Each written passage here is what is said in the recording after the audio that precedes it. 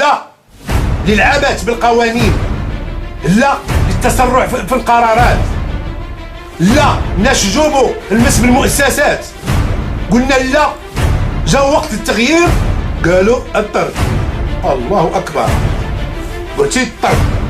قلنا لك اسيدي حنا ما كناش حاضرين، ما تهضرش بسميتنا، ما ديرناش دور البشريه، لا انت لا غير الطرد.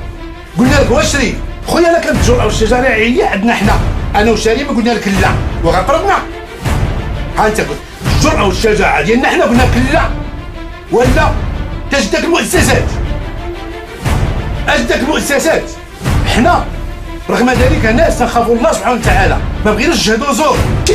شوف شي دوال هو تيتمناو يلقاوها بوليسي في الشارع ما لقاوش تشري. لا كانت الخيانه بالنسبه ليك حب الوطن واحترام المؤسسات، نعم الخيانه بالنسبه لنا هنا، نعم الخيانه. ولكن انت بغيرك اين خانه غنحطوه؟ فين غتحطوه؟ اللي عطاك هاد الفكره ولا استشرح عليك رشد حوايج ربما راه ما تيفرقش بين البحر وبين الواد. أعزائنا المشاهدين، السلام عليكم ورحمة الله تعالى وبركاته. نحن الآن معكم في لقاء خاص مع الدكتور بوجمعة أنور، الأستاذ بوجمعة أنور رئيس الحركة التصحيحية لحزب المغربي الحر من أجل الإصلاح والتغيير، رفقة بعض أعضاء الحركة التصحيحية. الأستاذ أنور أهلا بك. أهلا وسهلا. أستاذ، أثرت مؤخرا ضجة إعلامية بمجموعة من الخرجات تستنكرون فيها القرارات الأحادية التي يتخذ الأمين العام للحزب المغربي الحر، ما هو تعليقك؟ تفضل. الحركة التصحيحية هي أصلا نتاج وحراك من أجل التغيير والإصلاح، حراك من أجل تحقيق مطالب حقيقية تدعو إلى ديمقراطية، تدعو إلى خلق أفكار تشاركية، تدعو إلى الشفافية والنزاهة، بعيدا عن الحماقات، بعيدا عن قرارات أحادية الجانب تشكل خطرا على المفهوم الحقيقي للديمقراطية، لأن القرارات الانفرادية تعتبر قرارات ديكتاتورية. لهذا قمنا بمحاولة لتصحيح المسار، وسنصحح هذا المسار إيمانا منا واحتسابا بأن هذه الحركة هي نتاج حقيقي للضعفاء والمستضعفين من الشبكة من الحركة التصحيحية التي تنادي بصوت واحد: كفى من الاحتكار، كفى من الظلم، كفى من التهميش. آن الأوان لإعطاء الفرصة للشباب ليقول كلمته على أرضية الميدان السياسي بكل إيمان، مع احترام للثوابت والمؤسسات، وأن يسير بتطور ليطور العطاء في هذا الوطن الذي له تاريخ كبير جدا يفوق 12 قرنا. إذن توجب الآن أن نسير على الخطوات ديال صاحب الجلالة فيما يخص التعليمات من إعطاء الفرص للشباب لتطوير العطاء والدفع بعجلة التنمية الاقتصادية والاجتماعية والسياسية والرياضية وما إلى ذلك، مع احترام المؤسسات والثوابت والغيرة الوطنية. هذه هي أهداف الحركة، ونقول لهؤلاء الذين لا زال يعيش في داخلهم فكر تقادم أن الأوان لتغيير عقلية جديدة، وأن يكون قائد ربان الحزب المغربي الحر شاب بطموحات كبيرة وبعطاء وبرؤية مستقبلية ترى ما وراء الأفق وتتجاوب مع تطلعات الشعب المغربي التواق أصلا إلى التغيير. كفانا حقرة، كفانا ديكتاتوريات. المجال السياسي علم، ليس قرارات عشوائية.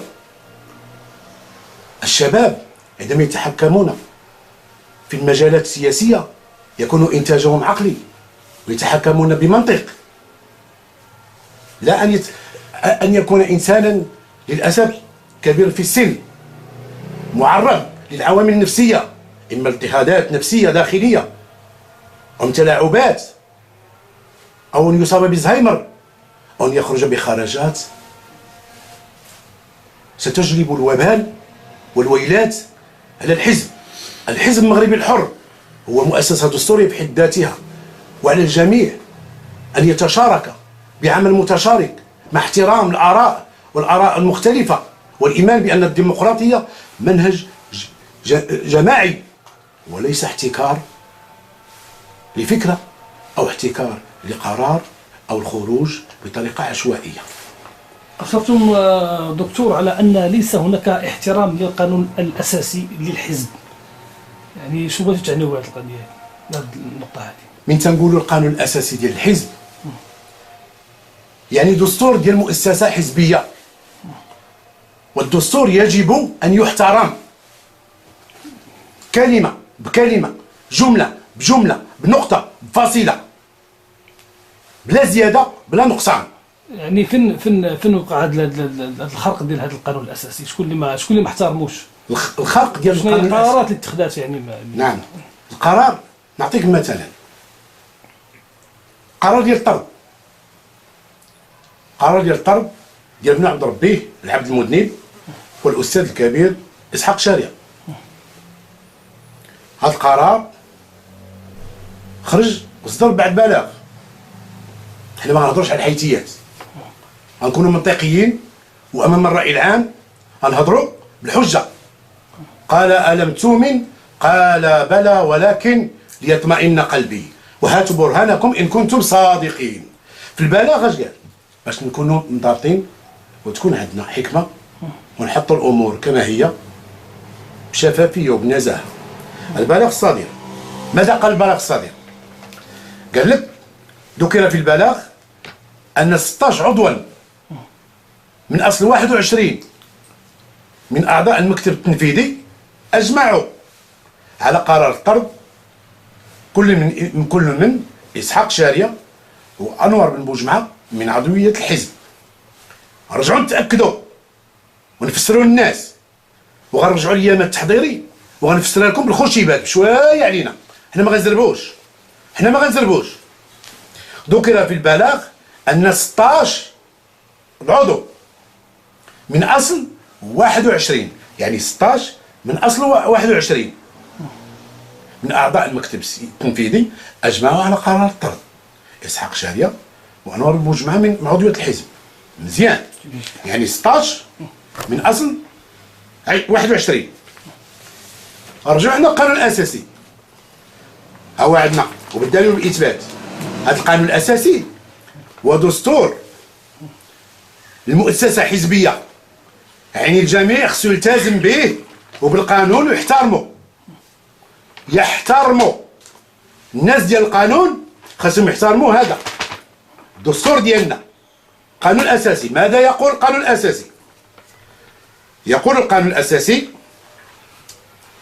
أن أعضاء المكتب التنفيذي يتشكلون منين؟ أنا نحسبهم لكم، هما كاينين بلا ما عطي السبيه وتعطي إشارة حتى شي حد. شحال ديال العدد؟ 1 2 3. كمل معاك، راه ما نقولكش باك باش تثباتها، انا غنمشي معاك دقه دقه. 1 2 3 4 5 6 7 8 9 10 11. ها انت مقيليزي في لو 24 اوت 2018 24 غشت 2018 المنسق الوطني عن الحزب المغربي الحر. هاتا استاذ المبجل المحترم الاستاذ زيان، احترموك واخا ذلك احنا تحترموك، ولكن القانون فوق الجميع ولا احد يعلو فوق القانون، القانون هو الذي يعلو. هذا دستور ديالنا احنا ديال الحزب المغربي الحر من طنجة للقويرة. لكل المناضلين والمناضلات الشرفاء خصهم يعتبروه هذا دستور ديالهم تيحترموه. اذا انت تقول ان بلاغ الطرد في 16 عضو من اصل 21، وهنا كاينين غنرجع لك الحساب ودابا غندير لك فرنسيه 1 2 3 4 5 6 7 8 9 10 11 باش تولي 21 خاص 10 اخرى. ودابا هاد 10 اخرى منين جبتيها؟ فانا عطيتك القانون دابا، انا غير 10 اخرى وحسبها معايا. انا اسيدي انا ما عرفتش قانون، انا عطيتك هاي هاتوا برهانكم ان كنتم صادقين. هاي هنا كاينين 11 3 هما في الصفحه الاولى وما تبقاو ما الكماله ديال 11 وهادو غنعطي المنبر ديالكم الاعلامي الحر النزيه هو يقوم بالواجب ديالو باش يوزع هاد النسخ. وبلا داك الشيء راه كاينه وزاره الداخليه، كاين هذاك، كاين المؤسسات اللي عندها، حيت حنا تنتعاملوا مع مؤسسات ما تنتعاملوش مع عشوائيه القرار، نكونوا موضوعيين. اذا هنا كاين 11 وفي البلاغ اللي خرجته قلت يا سيدي كاين 16 عضو، 16 عضو من اصل 12، من اصل 21 عفوا، من اصل 21 يعني انت زدتي 10. حنا عندنا 11 شتي 10. غندير لك واحد الحاجه، انا غنحيد لك هذا الشيء، غنرجع لك واحد القضيه، عاوتاني ندير واحد العمليه حسابيه بسيطه كنا تنديروها للدراري الصغار. دابا عندك 1 2 3 حتى ل 11 3 ما كاينينش. الاستاذ الكبير المحترم سعد السهلي عطى الاستقاله ديالو شحال هادي ياك؟ شحال بقاو 10 واخا بقاو 10 جوج طردوا بين قوسين، الطرد غير قانوني، دابا غير قانوني استرد جوج. الاستاذ اسحاق شاريه بن عبد ربي شحال غابقاو لك في هاد البيعه والشريه؟ عندك 8 ديال الاعضاء استاذ، والمكتب السياسي عندكم 8 وتتقولوا 16 من اصل 21، 16 من اجل 21. ودخلنا عليك بالله انا حشمت بلا ما نبقى نتكلم، لان عندي احترام للاعضاء والاخوه والمناضلين وشخصيتكم الكريمه، وما نقولش انا ضحكت. يعني اللي عطاك هذه الفكره ولا استشرى عليك راه شت حوايج ربما راه ما تيفرقش بين البحر وبين الواد، كاين مذاق بيناتهم ما تيفرقش بيناتهم. علاش تنقول لك الذين يحيطون بك هم اهون من بيت العنكبوت، اهون من بيت العنكبوت. ما تظنيش ان استاذ عنده درايه بقانون وعنده قيمه واخلاق وما الى ذلك وغيزلق الزرقاء. ما عرفتش انا نطرح، انا ما تنادي وما تنخسر الهضره، تنقول لك الواقع هادشي علاش حنا خرجنا الحركه، حنا لتغيير الاشياء وضبط الامور بحكمه وبقانون، وما يخرجش القانون الا باش يجوز على كاع القنوات يمشي مضبوط وما تزقل حتى شي حاجه. وشوف دابا الكارثه عظمى. نزيدك واحد الحاجه اخرى في القانون، من تا بقاو عندك 8 في المكتب السياسي، بقاو عندك 8 وخاصك اوتوماتيكمون ترجع تجتمع بالمجلس السياسي باش تنتخب اعضاء جدد. ما درتيهاش. نزيدك حاجه اخرى ما درتيهاش. دابا هنا في الوثيقه الرسميه الاداريه، تنقول الوثيقه الرسميه الاداريه كاينين 11 في المكتب، 3 ما بقاوش، بقات لك 8 وثيقه رسميه اداريه. وفي السيت ديال الحزب استاذ، السيت ديال الحزب شحال داير انت اعضاء المكتب السياسي؟ و22 وانت تقول من اصل 21. حنا نقول لك اسيدي عندك 20 في الجهه الاخرى، و22 واحد عندك منين سلت؟ هرب من شي قيصريه وعاود طحني. منين مشى هذاك الواحد؟ منين جا؟ هما 22. هنا تنقول كاين انفصام في شخصيات اتخاذ القرارات، عدم الرجوع الى عقلانه ما هو قانوني بفهم وادراك وفهم ما هي القوانين وما هو دستور حقيقي تيتمشى على الجميع وتينطبق على الجميع. راه القانون الاساسي راه دستور تيتلعبش فيه الناس، وبغيتي تغير تتعلم الجهات مسؤوله وتغير. فهمتيني؟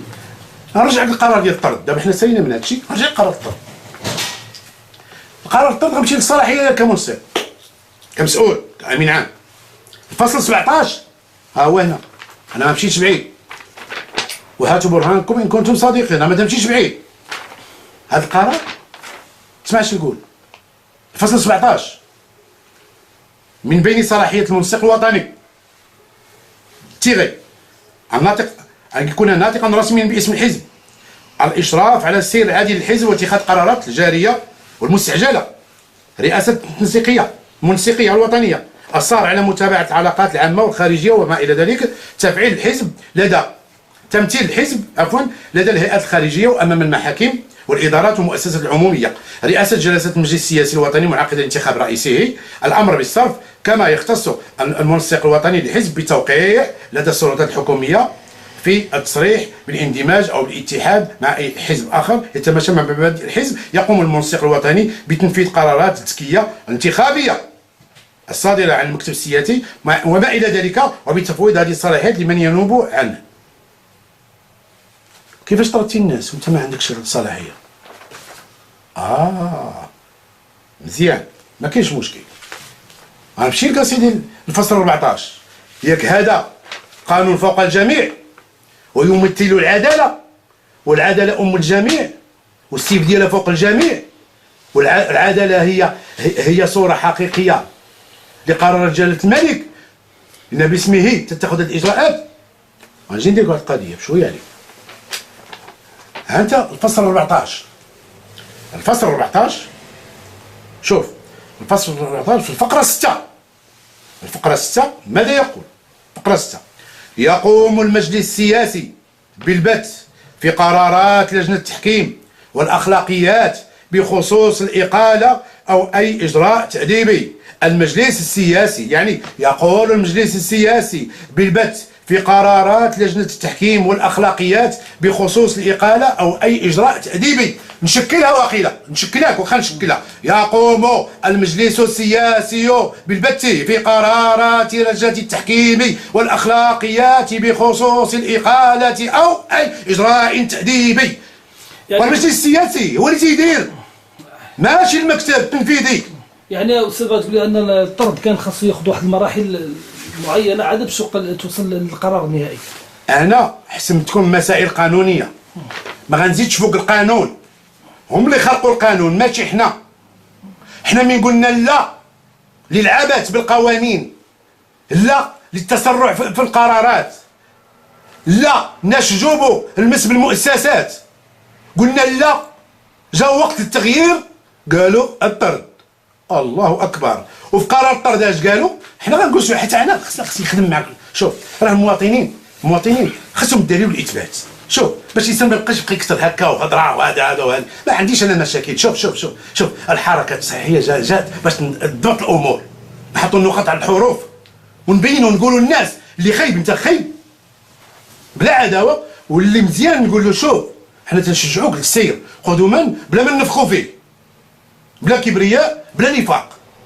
البلاغ اش قال ديال الطرد باش تعرف. اسمع، قال لك اسيدي الاسباب من اسباب تصرفات هذين الاخيرين، يعني انا والاستاذ شاريه، بعيده كل بعد عن المبادئ وشخصيه الحزب المغربي الحر المطبوعه باش بالجرأه والشجاعه، المطبوعه باش بالجرأه والشجاعه. خويا انا كانت الجرأه والشجاعه هي عندنا حنا، انا وشاريه ما قلنا لك لا وغطردنا. ها انت قلت الجرأه والشجاعه ديالنا حنا قلنا لك لا، ولا تجدك المؤسسات، اجدك المؤسسات قلتي الطرد. قلنا لك اسيدي حنا ما كناش حاضرين، ما تهضرش بسميتنا، ما ديرناش دروع بشريه، لا انت لا غيرك. الطرد قلنا لك واش شريف، حنا رغم ذلك ناس تخافوا الله سبحانه وتعالى، ما بغيناش نشهدوا زور، ما بغيناش نشهدوا زور. قال الرسول صلى الله عليه وسلم واياكم وشهاده الزور، اياكم وشهاده الزور، اياكم وشهاده الزور. واش بغينا نشهدوا شهاده الزور؟ شكون اللي دفعكم باش تشهدوا الزور؟ متى جيت تقول لك ان البلاغ ديال المكتب السياسي وحنا في المكتب السياسي، اذا شنو هي هذه زعما؟ بحال حنا كنا حاضرين وحنا في لا ليست، حنا 11 واحد ديجا ما بقاش، بقاو شحال 10، حنا جو قلنا له ما كناش، وحنا تحدينا قلنا عطينا خويا المحضر ديال الحضور ديال الاخرين، عطينا. عيط لوسائل الاعلام كامله، وماشي غير وسائل الاعلام، عيط للنقابات، عيط لجمعيه المجتمع المدني، جمعيات حقوقيه، ممثلين. اسمعني نكمل لك. ممثلين ديال الشعب المغربي، حطهم. راه هذا ماشي قرار سهل، هذه راه مؤسسه ديال دوله عندها 12 قرن، يعني ملي غيبغي يتجمد كون واضح وقول سيدي هاد القرار غناخذوه حتى النهار غتجي الناس غتقاد الامور، غيسينيو على المحاضر، غيقصوا المسائل، غيديروا السميات فلان فلان فلان فلان فلان فلان فلان فلان، وغتشد داك المحضر وغتعطيه وغتقول له غدير ناطق رسمي ديال الحزب، غتقول ان الحزب فلان الفلاني اصدر قرارا بعد الاجماع وبعد مناقشات وبعد مجادلات وبعد خرج هذا القرار الذي يعني ان هناك قرار حقيقي اتخاذ. تتشد هذا القرار تتوزعه على وسائل الاعلام. واش هكا الناس يديروه؟ هكا الناس يديروا تخدموا. هذه هي الديمقراطيه وهذه هي الشفافيه. راه مؤسسه ما خداماش عندنا في الحزب، هذه مؤسسه ديال الدوله. شنو هي مؤسسه ديال الدوله؟ حنا لا نبخس الناس حقوقهم ولا ناكل مؤسسه ديال الدوله. يعني ملي تكون مؤسسه ديال الدوله اما تكون عندك الشجاعه باش تواجههم بالدليل والاثبات، او تلزم الصمت وتسكت. والصمت حكمه، الصمت حكمه. انت خرجتي تصريح اذا جي وقول للناس يجتمعوا. انا مثل الان وفي هذا المنبر الاعلامي النزيه تنقول جيب المحضر ديال التوقيعات والناس اللي فيه، تكون فيك المكاشفه والمصارحه، وجيب الاعلام المغربي الذي يشكله هو الحقيقه، الوجه الحقيقي ديال المجتمع المغربي، هو المرآة. جيبه قدام الناس وتكون عندك الشجاعه الادبيه والمعنويه والسياسيه، لا انت لا غيرك، وجبدهم وقول لهم ها فلان فلاني، ها حنا ها جبنا الاعلام، ها جبنا هادي، ها جبنا هادي، اجيو نتوما، لان هذه المؤسسه ماشي ديالنا حنا بوحدنا، هذه ديال الوطن كامل، ديال الوطن كامل. لان الخطا من مشيتي للمؤسسه راه قلبتي صداع على الحزب كامل، على الحزب كامل. اذا كان علينا حنا نديروا ابراء الذمه، حنا ما كناش بالقرار وترفضوا القرار، ولسنا دروع بشريه باش تخبى فينا، لسنا دروع بشريه ما تخباش بينا. الله يجازيك بخير. هذه هي الحقيقه اللي خصنا نديروا، وهذه هي الحقيقه اللي خصنا نامنوا بها، فهمتي؟ هذه هي الحقيقه اللي خصنا نامنوا بها. الله يجازيكم بخير. وكملتي القرار، كملتي القرار ديال الطرد، باش قلتي باش نمشيو دقه بدقه. انا راه شويه عزاير خوشيبات وبشويه بشويه معاك دقه دقه. انا راه وتحيه شعبيه، شوف انا وتحيه شعبيه راه ما عندي حتى شي حاجه، الناس راه عارفيني، ها السلطات والجيران والخوت والحباب. انا عاشق ولد مستديره، كنت حاكم دولي ونمشي معاك بالفن. انا باش نفسر لك، راه عند جده الله يرحمها ماتت خلت 10 شجره، راك لا تمعزه، ما عندي علاش نخاف، ما عندي اكراميات، ما عندي كريمات، ما عندي ديور، ما عندي والو، ما عندي حتى شي حاجه، ما عندي حتى شي حاجه، لكن اكن الاحترام لنفسي قبل ان اكن احترام للاخرين. لماذا؟ ومتى نبغي نهضر تنقول لي نغير دواتنا قبل ان نغير دوات الاخرين. حنا بغينا ننطلقوا بحكمه وتبصر ونمشيو على التعليمات ديال صاحب الجلاله. تيو صاحب الجلاله ايها السياسيون، قوموا بالعمل ديالكم تجاه الشعب، ما قالكم تجاه المؤسسات، قالكم تجاه الشعب. مؤسسات ديال سيدنا ما ديال حتى شي حد، مؤسسات ديال سيدنا ما ديال حتى شي حد. وحنا نفتخروا بالمؤسسات، نفتخروا بالمؤسسات كمواطنين، ولكن بتلوح علينا الصفه تقول انتم خونه وانتم خوافه. اذا كان الخيانه عندك هو حب الثوابت واحترام المؤسسات، وانت إنا خانه غنحطوك، لا انت اللي معاك، إنا خانه غنحطوك. قال الله سبحانه وتعالى يا ايها الذين امنوا اطيعوا الله والرسول واولي الامر منكم. صدق الله العظيم. شوف حنا ماشي نكرين الخير، ماشي نكرين الخير ديال المؤسسات اللي قامت بينا وصارت على الامن والتعايش مع المواطنين وعطات صوره حقيقيه للبلاد. شو السياح اللي تيجيو، شوف شي دول وتيتمناو يلقاو بوليسي في الشارع ما لقاوش تشري، تيتمناو يجلسوا في قهوه يشربوا قهوه ما لقاوهاش. انت تجلس في قهوه وتطريحوا في رجليكم تتفوجوا مع راسكم، وكاين تيمشي شي حاجه اخرى يشربها، ولا اخر تيمشي لشي حاجه ياكلها. ودي الحريه، حنا مع الحريه، حنا ليبراليين منفتحين وتنامنوا بالحوار وما الى ذلك، وتحترموا الاراء الشخصيه وديك المسائل ديال الشخصيه ديالك اللي تنقولوها الحريه ديالك الله يسهل لك، ما عندناش مشكل ونعاونوك فيها ونوقفوا معك فيها. لكن ما يخص بالمؤسسات والثوابت والوطن ماشي غنقول لك تنختلفوا، لا، الدم ديالنا حب الوطن واحترام المؤسسات. نعاود لك، الدم ديالنا حب الوطن واحترام المؤسسات، فهمتيني؟ يعني انت من جيتي وقلتي في القرار ان هاد الناس ان الجرأه ما عندهمش الجرأه، لا عندنا الجرأه والشجاعه استاذ. شكون حنا درنا قرار والله تنخرجوه ما نخافوش، وهذا الحزب غنمشيو به وغنبداو حنا نخرجوا قرار امام الراي العام كامل والصحافه والجمعيات المدنيه والجمعيات الحقوقيه، وغنقولوا ها القرار ما يخرج تيتفلتر مزيان وتفينا ودار له لا فينيسيون ويخرج باش يلائم الجميع. إذا كان السيد الأمين العام ديال الحزب كيستمع لك دابا، شنو باغي توجه ليه؟ شنو باغي تقول ليه؟ شنو باغي تقول ليه؟ شوفوا استاذ، حنا مناضلين شرفاء، حنا ملي تنهضروا ما تنهضرش على الشخص، انا تنقول حنا تنهضروا على مؤسسه دستوريه هي كحزب. تنقول لك ها الخطا فين كاين، راه ملي تيجي الاستاذ غيصحح وفي الامتحانات تيكون السميه مغطيه ما تعرفش مولاها، ولا تيمشي للخطا لانومالي تيقول لك ها فين كاينه وتتراسي عليها. حنا مشينا للاخطاء وقلنا ها الاخطاء فين كاين، ها القرارات غير صائبه، فهمتي؟ ها الاهمال السياسي فين كاين، ها التوجه الغير حكيم، ها الانفعالات الشخصيه، ها تحويل الانفعال الشخصي الى ما هو حزبي، ها الخلط بين ما هو مهني وما هو حزبي. حنا ما بغيناش نمشيو هذا الشيء، حنا نبغيو نمشيو لاستحقاقات اسمح لي انا قلت لك طولت عليكم بس انت عز علينا الصراحه. انت جيتي هنا بغيت الصراحه. الصراحه باش عرفت المواطنين. متى تجي انت بين النقاط ديال الطرد تتقول اننا حنا تنشكلوا واحد المناورات مدفوعه من جهه تهدف الى محاوله افشال الحزب قبل دخوله في غمار الاستحقاقات القادمه. انا تنسطر عليها قبل دخوله غمار الاستحقاقات القادمه. صراحه انا عجبتني هذه الاخرى، دخوله غمار الاستحقاقات القادمه. واستحقاقات السالفه اش كان عندنا استاذ؟ ودابا لا نتوما ولا الناس اش كان عندنا؟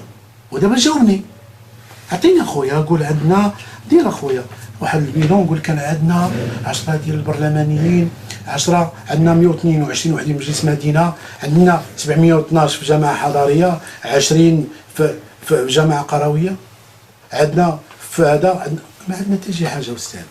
اذا حتى حنا عندنا انطلاقه خاطئه وغنمشي نشوفوا المستقبل بهذه العقليه. الشيفور ما تيعرفش يسوق السفينه مدقدقه، وحنا الا كانت تيتانيك قويه وغرقت وسفينتنا حنا كي غدير؟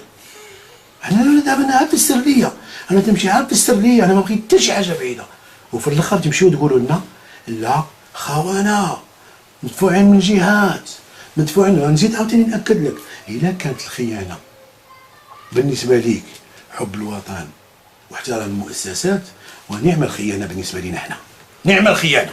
ولكن انت وبغيرك اين خانه غنحطوك؟ فين غتحطو؟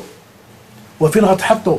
حنا راه ماشي نكاري الخير، حنا تنبغيو البلاد ونبغيو المواطنين، وحنا مناضلين حقوقيين وسياسيين وما تنخافوش، وعندنا الجرأة، حيت حنا واجهناك، لا انت لا المحيط ديالك، واجهناك بشجاعة استاذ، خاصك تحترم هذه الشجاعة، حيت انت كنا تنشوفوا فيك القدوة ديال الشجاعة. لكن دابا من خطأتي قلنا لك خطأتي، وخاصك تقبل انك خطأتي. لان سيدنا عمر رضي الله عنه امير المؤمنين اش قال اذا رأيتم في اعوجاجا فقوموني. فهمتي؟ اذا رأيتم في اعوجاجا فقوموني، يعني امير المؤمنين عمر رضي الله عنه وكان تيتقبل الانتقاد، تيتقبل اختلاف الرأي. وقال الرسول صلى الله عليه وعلى اله وسلم امركم شورى بينكم. انت تشاورتي معنا ما تشاورتيش، اذا شكون اللي خطا دينيا؟ شكون اللي خطا قانونيا؟ واش حنا اللي قلنا لك الجرأة والشجاعة؟ اظن الاستاذ ان الرسالة قد وصلت بحكمة وتبصر وليست بتهور.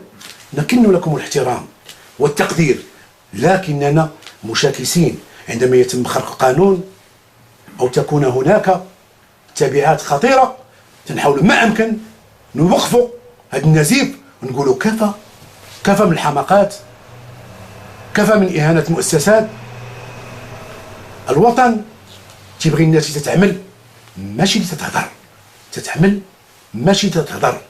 ودائما سنسير في الحركة الصحيحية من أجل التغيير والإصلاح بحكمة وتبصر، سننتصر لأننا نؤمن بالعمل الجماعي، نؤمن برؤية حقيقية لتطوير في إطار تحقيق مطالب الشباب لفرض آرائهم باش ياخذوا تهما الفرصة باش يخدموا في هذا الوطن السعيد. والسلام عليكم ورحمة الله وبركاته. إن أعجبك الفيديو لا تنسى الإعجاب والاشتراك في القناة.